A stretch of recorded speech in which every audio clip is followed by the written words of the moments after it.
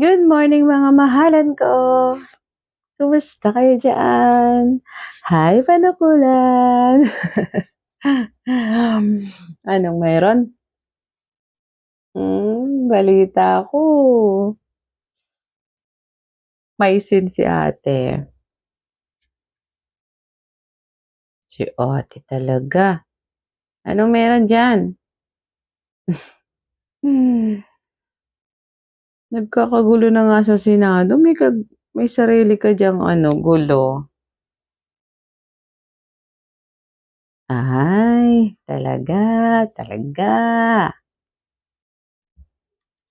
Saka alam mo ate, huwag mo sinisigaw yung pangalan ko sa mga taong hindi ko naman nakakausap. Naaway mo pa. Huwag ganun. Pangit yun. Hindi ka naman nila inaano. Alam mo, yung nakakausap ko, nasa lamesa mo. Friend mo daw. Ay, nako. Nako talaga.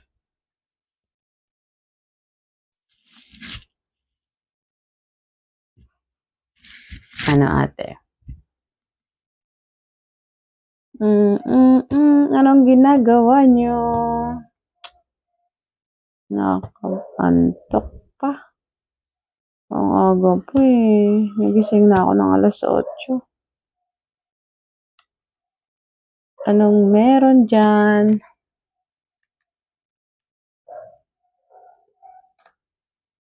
Nung marinig ko yung kwento kay ate, tawa ako ng tawa, pero naawa ako dun sa isa.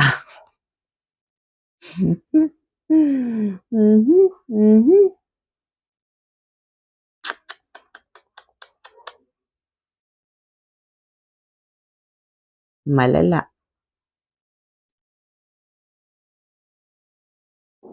Akala ko worse na yung nanghabol. May isa pa pala. Next kaya, ano kayang gagawin nito?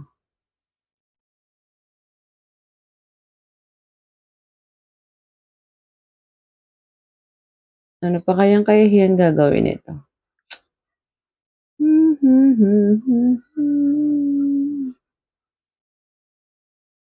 Wala akong masabi sa'yo. Bakit ka kaya nagkakaganyan? Na? Ay, mabuti pa. Tayo magkape. Dahil si ate may sariling mundo.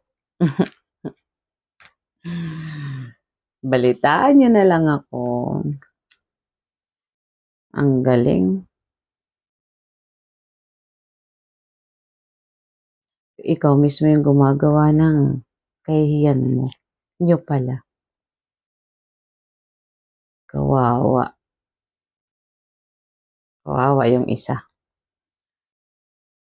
Ay, nako po. Tayo ay magkape. 1 o'clock papasok ko. Ang aga ko nagising. Muulan.